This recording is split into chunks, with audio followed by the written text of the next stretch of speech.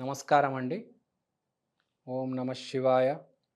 ఓం నమో వెంకటేశాయ. ధనస్సు రాశి 2025 వార్షిక ఫలితాలు. గ్రహస్థితి చూసుకుంటే 7వ ఇంట్లో గురువు, 9వ ఇంట్లో కేతువు, 3వ ఇంట్లో రాహు, 4వ ఇంట్లో శని. సో దీనివల్ల జరిగేది ఏంటి? సో ఫస్ట్ పాయింట్ ఏంటంటే వీళ్ళు ఈ సంవత్సరం సైకాలజీ అంటే మనం దేన్నైతే నమ్ముతామో అది మొత్తం మార్చేస్తారు. ఇప్పుడు దాకా దేని మీద అయితే నమ్మకాలు ఉంటాయి ప్రతి మనిషికి, ఆ నమ్మకం అంతా ఆ ధోరణి మారిపోతుంది. ఫస్ట్ మెల్లిగా మనిషి మారిపోతాడు. అంటే ధోరణి ఎలా ఉంటుంది అంటే మనిషికి ఒక మంచి అమ్మాయి వస్తుంది, నేను ఆమెను ప్రేమిస్తాను, ఆమెను పెళ్లి చేసుకుంటాను, నాకు జాబ్ ఉంది, నాకు ప్రమోషన్ వచ్చి సక్సెస్ అవుతాను, నేను ఒక ఇంజనీర్ని, నేను ఒక టీమ్ లీడర్ని అవుతాను, నేను ఇప్పుడు ఒక జూనియర్ డాక్టర్ని, త్వరలో సీనియర్ డాక్టర్ అయిపోతాను. ఈ చెత్త అంతా తీసేస్తాడు. బేసిక్గా ఈ చెత్త అంత ఉండదు. He will be ready to accept anything. ఆ సిచ్యువేషన్కి వచ్చేస్తాడు బేసిక్గా. దాంతోపాటు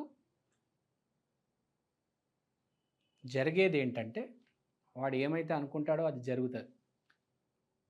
కానీ వాడు రెడీగా ఉంటాడు అన్నిటికీ. సిచ్యువేషన్కి ఏ సిచ్యువేషన్ తేడా కొట్టినా దానికి రెడీ ఉంటాడనమాట. Is ready to face any situation. ఏ సిచ్యువేషన్ ఇరక్కొట్టడం మళ్ళీ అతికించడం, దానికి రెడీగా ఉంటాడు.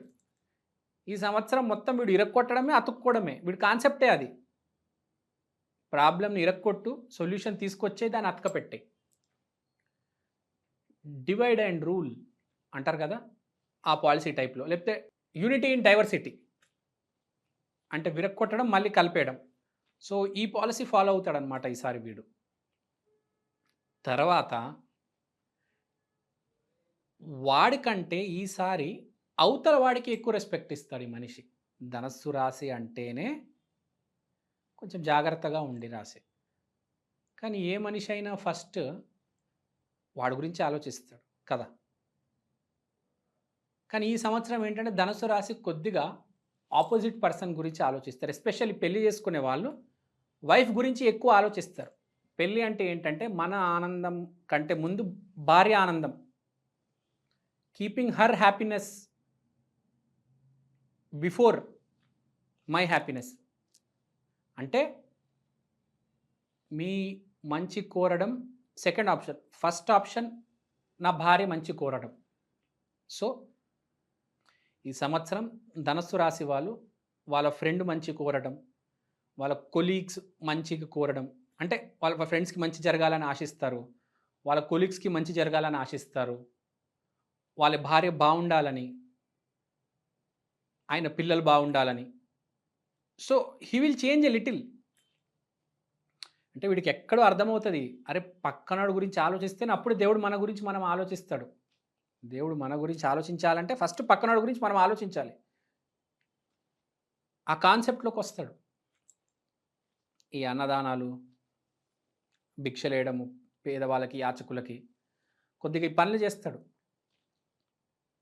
అంటే is turning intelligent, is changing is sketch philosophy. నమ్మకాన్ని కొద్దిగా మారుస్తున్నాడు. అంటే వీడు అనుభవించేది తక్కువ, ఇచ్చేది ఎక్కువ. దానివల్ల ఇయర్ ఎండ్ కల్లా వీడికి బాగా కలిసి వస్తుంది. అంటే he will start believing in the power of giving. Generally people believe in the power of taking, keeping it with themselves. But ఈ సంవత్సరం ధనుసు రాశివాడు ఇవ్వడంలో ఆ నమ్మకం ఉంటుందన్నమాట వాడికి.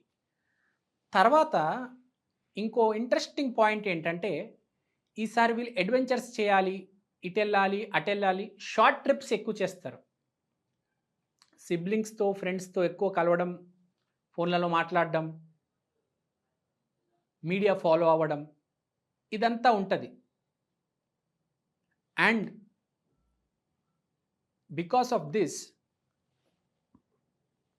ఒక సిచ్యువేషన్ జరుగుతుంది, మీరు ఎక్స్పెక్ట్ కూడా చేయరు, సడన్గా జరుగుతుంది, మీ మంచిగా జరుగుతుంది అది.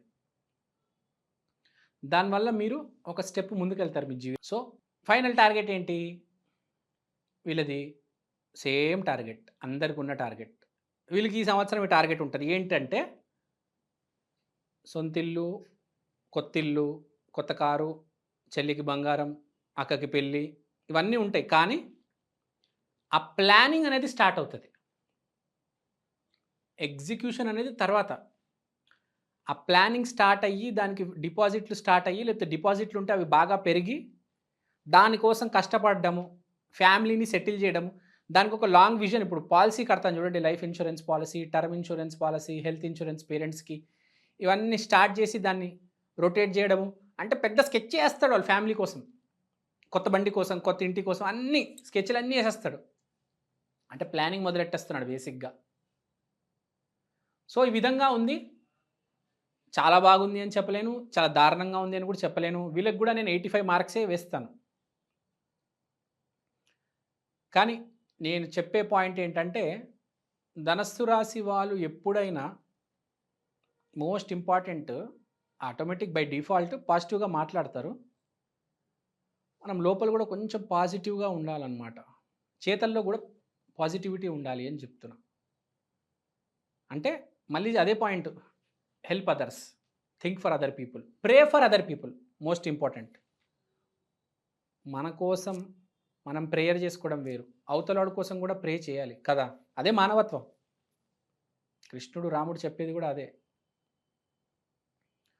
3 రకాలుగా పూజిస్తారు. ఒకటి, నాకు ఇది కావాలి, నాకు ఇది కావాలి, నాకు ఇది కావాలి, ఈ ఆస్తి కావాలి, కారు కావాలి, ఓన్లీ నా కోసం. సెకండ్ టైప్, నేను బాగుండాలి, అందరు బాగుండాలి. మూడో రకం, అసలు నా గురించి ఏమీ అడగను, ఓన్లీ నా చుట్టుపక్కల వాళ్ళు బాగుండాలి. నా చుట్టుపక్కల వాళ్ళు బాగుంటే ఆటోమేటిక్ నేను బాగుంటాను కదా. Simple logic. అంటే being selfless is the point. So ధనస్సు రాశి గురించి మాట్లాడుతున్నాం. ధనస్సు రాశి అంటే దక్షిణామూర్తి, దత్తాత్రేయ, రాఘవేంద్ర స్వామి, సాయిబాబా, గురు స్వరూపం, లేకపోతే తారామాత. మీ జాతకం బాగాలేదు, చాలా దారుణంగా ఉంది, లేకపోతే ఎవరైనా జాతకంలో ధనుర్రాశిలో 3-4 గ్రహాలు కూర్చున్నాయి, లేకపోతే ఎవరికైనా డైరెక్ట్ ధనుర్రాశి పడింది, ఒక్కసారి మీ ఇంటి పక్కన దత్తాత్రేయ ఆలయం ఉంటుంది, వెళ్ళిరండి. థర్స్డే రోజు వెళ్ళండి, 3 ప్రదక్షిణాలు చేయండి, మీకు బాగా కలిసి వస్తుంది. చాలా హ్యాపీగా, చాలా కూల్గా అలా సంవత్సరం గడిచిపోతుంది. ఒడిదడుగులు లేకుండా, మరీ పైన మరీ కింద అవి ఏం లేకుండా చాలా కూల్గా, సూపర్ స్లో, సూపర్ ఫాస్ట్ కాకుండా నార్మల్ గతిలో ఒక 70 స్పీడ్లో దాటేస్తారనమాట. ఓ 100-50, ఓ జీరోకి కూడా పడిపోరు. 60-70, 80, 85 మార్క్స్ అని చెప్పాను కదా, అలా 85 స్పీడ్తో అలా మంచిగా దాటేస్తారు. మీ గమ్యానికి చేరుకుంటారు. మీ ఎయిర్పోర్ట్కి మీరు వెళ్ళిపోతారు, ఫ్లైట్ ఎక్కేసి ఇంకా జంప్. సో ధనుర్రాశి వాళ్ళకి బాగుంది. జాతకం బాలేని వాళ్ళకి చెప్పాను, దత్తాత్రేయ ఆరాధన చేసుకోండి. గురువారం రోజు అట్టి పండ్లు దానం చేయండి. దత్తాత్రేయ ఆలయం దగ్గర ఆ యాచకులకి, భక్తులకి అందరికి ఇచ్చేయండి. దత్తాత్రేయ దత్తాత్రేయ దత్తాత్రేయ దత్తాత్రేయ. శ్రీపాద శ్రీ వల్లభుణ్ణి కూడా మీరు ఆరాధన చేయవచ్చు. అంతా బాగుంది, no need to worry. Take care and keep going. All the best. Thank you. శ్రీమాత్రే నమః. శ్రీ గురుదత్త, జయ గురుదత్త.